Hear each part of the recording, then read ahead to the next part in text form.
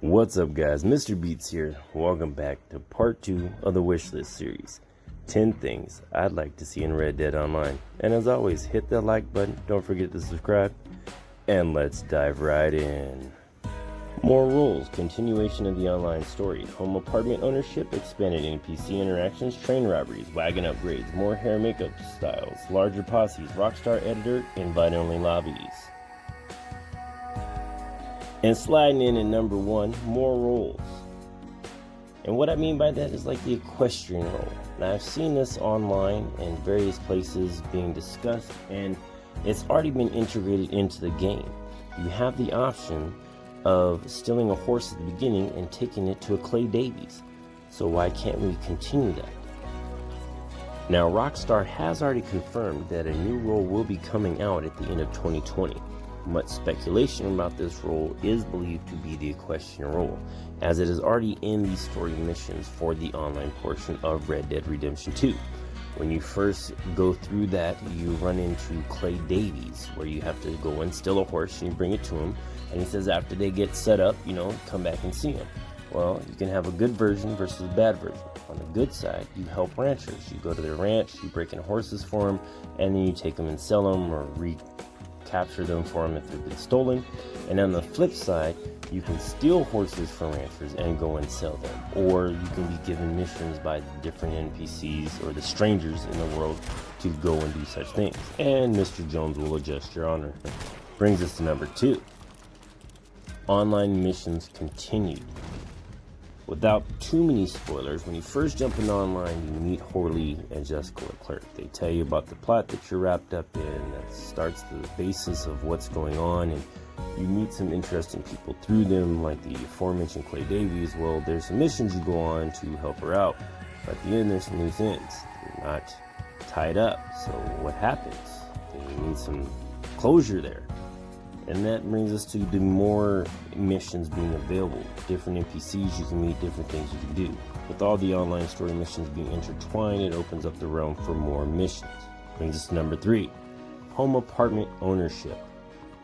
Like home equaling ranches, large cabins, and apartments being hotels, small cabins. Now, if you've played any of the story missions, you know what I speak of. You can go to certain locations and you can rent a room. Well, on Red Dead Online, you should be able to rent said room and turn it into an apartment. Or if you want a home with land, you can buy a ranch or a large cabin. Small cabin, apartment, large cabin, home. Easy enough. I feel it's doable. Which brings us to number 4, increased NPC interactions. Yeah, I know it sounds weird, but hug and harass, eat with, sit with, lean next to, there's all these things that we can sit around and we can interact with, but we can't interact with those same things with the NPCs.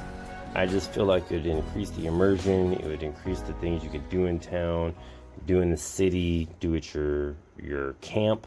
It would just be an increase of activity, and I feel like immersion for sure. I don't know, I just like the idea of being able to harass and interact with the NPCs in different ways. Maybe that's just me. Moving on. Number 5, train robberies. Again, if you've played any of the story missions, you know that at some point you come across a train robbery. It's so much fun. There's difference in trains available in the story missions versus what's online. I love to see the passenger trains integrated, being able to run across them in the world. You see it in part of the opening trailer for Red Dead Online, but you never get to actually do it. I don't know why. I'm not sure if it's going to be added later. I hope so, but it's something that's not there now that I feel should be included in the game.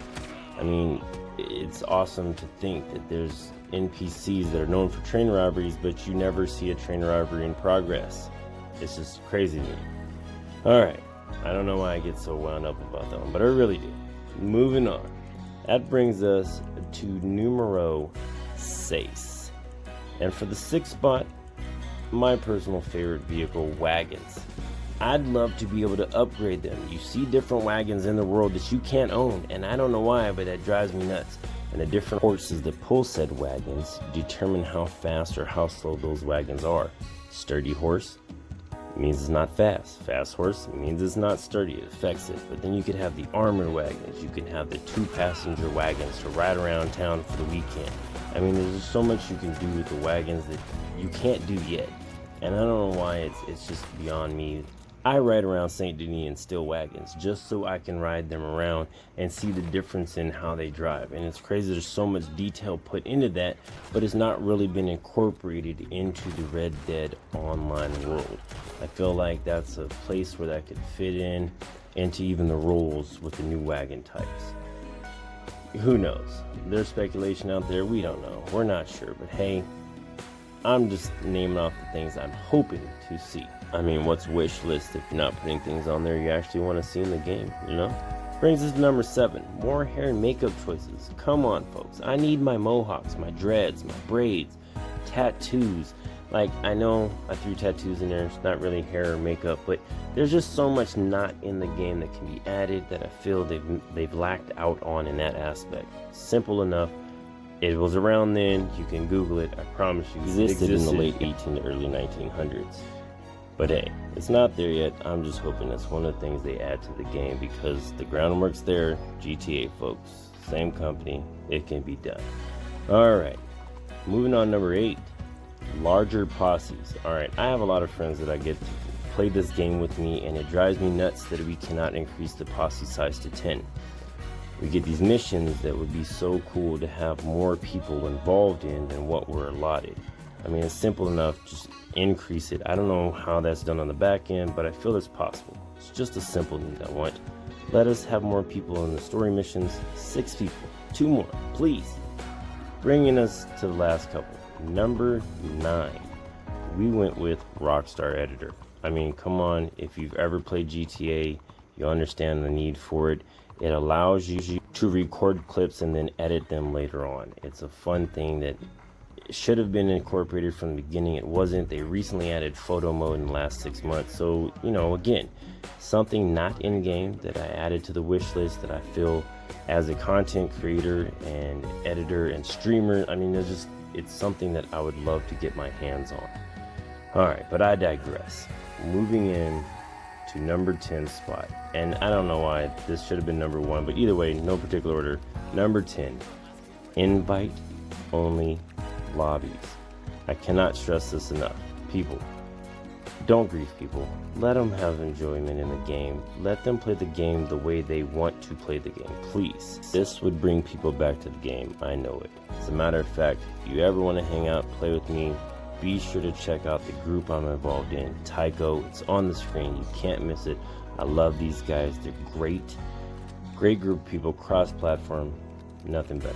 Again, thanks for coming by, thanks for hanging out. Can't wait to see you till next time. Appreciate you.